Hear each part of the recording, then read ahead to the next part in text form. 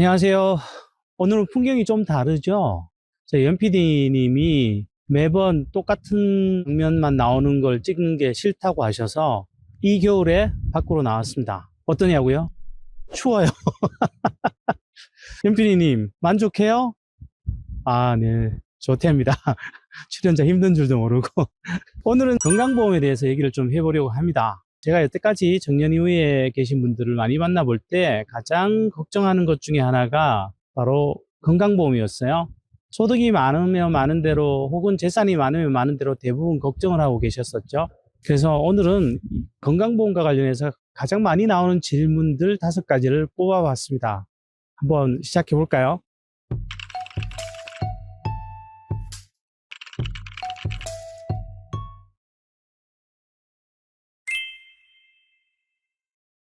건강보험은 그냥 퇴사하시면 바로 그 다음날부터 지역가입자로 전환된다고 생각하시면 되세요.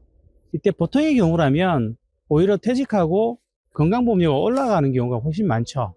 예전에 저도 회사를 다니다가 퇴직하고 나서 갑자기 건강보험료가 2배로 오르더라고요. 그래서 그때 생각은 굉장히 이상했었죠. 어떻게 일을 안 하는데 건강보험료는 2배로 더 오르지? 아시다시피 우리가 직장에 다닐 때는 7.9%를 내지만 사실 개인이 절반, 나머지 절반은 회사가 내는 거죠. 그런 부분 때문에 사실은 우리가 생각보다 적게 내고 있었다는 걸 간과하는 겁니다. 그럼 이걸 피하려면 현실적으로 방법은 2가지 뿐이죠. 첫 번째는 임의 계속 가입이라는 게 있어요. 이거는 자기가 예전에 회사에 다니던 만큼, 그러니까 4.5% 수준을 최장 3년까지 내게 되는 건데요. 퇴직 후 2개월 이내에 신청을 하시면 되세요. 그 다음으로 이제 피부양자 등재가 있는데요. 이건 나를 올려줄 사람, 그러니까 내 배우자나 내 자녀들, 그러니까 일하고 있는 사람이겠죠. 그 사람이 자신의 회사나 공단에 직접 신청을 하시면 돼요. 단 일정한 조건이 있죠. 이 조건은 2번째 질문하고 맞물려서 말씀을 드리도록 할게요. 퇴직 후 피부양자로 들어갈 수 있는 조건은 뭔가요? 이 질문 굉장히 많이 받아요. 그렇게 많이 받는데 그렇게 자꾸 까먹으시나 봐요. 퇴직 후 피부양자가 되려면 반드시 본인이나 대리인이 공단에 신고를 해야 된다고 말씀을 드렸는데요. 이 피부양자 등재 조건과 관련해서 가장 신경 써야 될 거는 소득 조건과 재산 조건입니다. 일단 소득 조건은 연소득 2천만 원 이하, 그러니까 여기에도 전제 조건이 붙는데요. 과세 표준 재산이 5억 4천 이하라야 돼요. 그렇게 되면 2천만 원 이하까지 피부양자 등재가 가능하고요.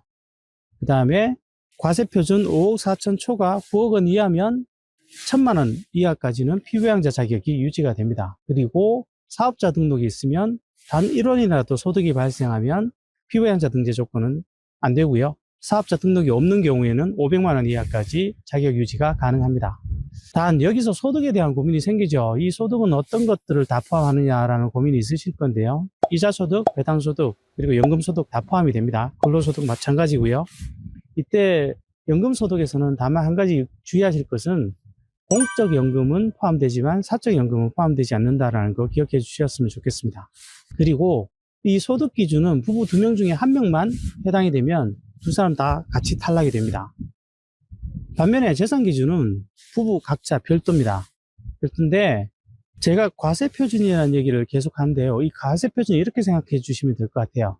내가 만약에 아파트를 10억 원짜리를 갖고 있다면 공시가격은 보통 70% 선에 형성이 되니까 7억이라고 가정해 볼게요. 그러면 과세표준은 여기에 공정시장 가액 비율을 곱하면 되는데요. 보통 주택의 경우는 60%를 여기에 더 곱하시면 돼요. 그러면 7억에 60% 곱하면 얼마예요? 예, 4억 2천 정도죠. 그러면 10억 아파트를 갖고 있어도 과세표준은 5억 4천 이하가 됩니다. 생각보다 여유가 있는 거죠. 어쨌든 5억 4천 이하, 그리고 5억 4천 초과 9억 이하, 그리고 9억 이상 이렇게 나눠진다라고 말씀드렸는데요.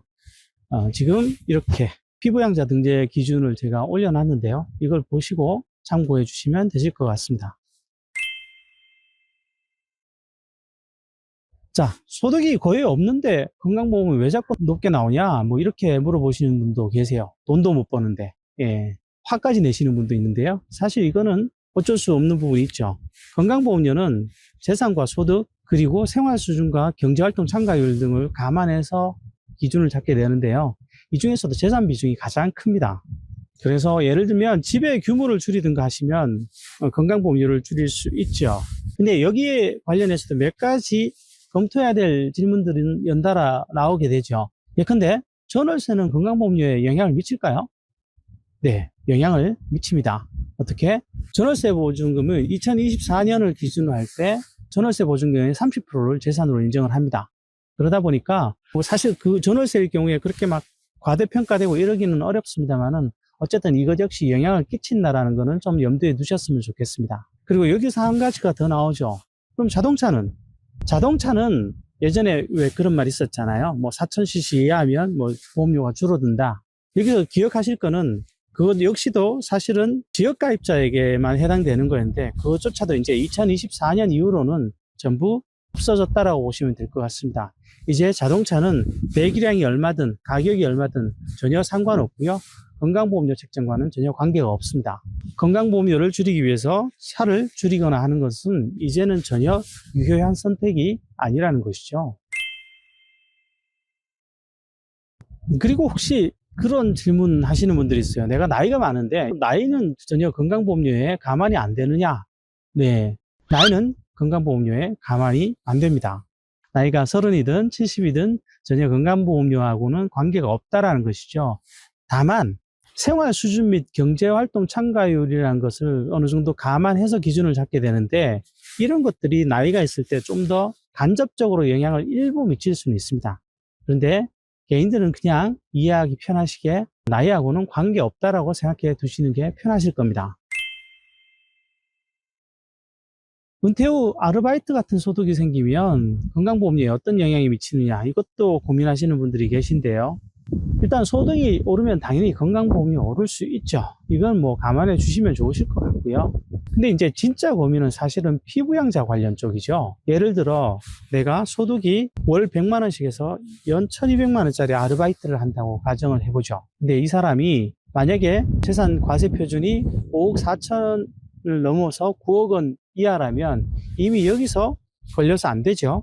그런데 만약에 내가 5억 4천 이하라고 좀 안심을 하고 있었어요. 이 경우는 2천만 원까지 자격유지가 가능하니까. 그런데 이것도 좀 살펴봐야 돼요.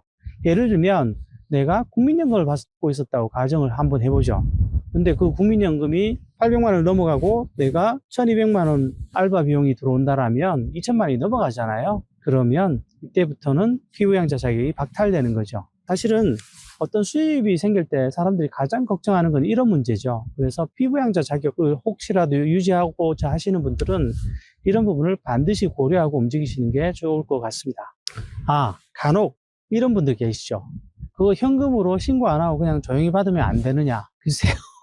그게 무조건 된다 안 된다라고 말씀드리긴 좀 그렇지만 사실은 그 정도 위험을 무릅쓸 정도로 그렇게 금액이 크냐라고 물으면 그건 좀 고민스럽긴 합니다.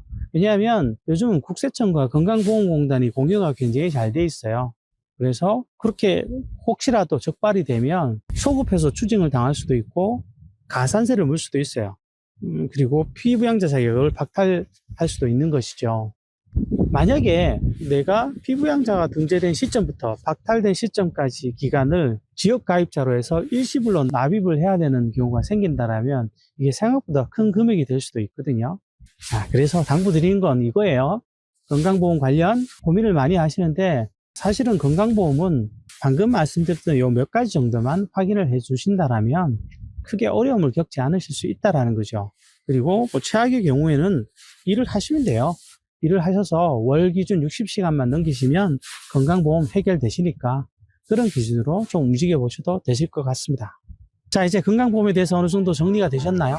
한국의 건강보험에 대해서 걱정하시는 분들 되게 많아요. 불만이신 분들 많고. 그런데 생각해보면 사실 우리나라의 건강보험은 전 세계적으로도 최상위의 건강보험 모델이라고 알려져 있어요. 사실 우리가 투덜거린다고 뭐 바뀔 게 아니라면 지금 있는 이 시스템에서 우리가 어떻게 하면 좋을지 고민을 많이 해보시고 거기에 적응하는 것이 가장 좋은 방법일 것 같습니다. 자, 오늘 건강보험과 관련된 가장 많이 나오는 질문 5가지 이것으로 마무리를 하도록 하겠습니다. 감사합니다.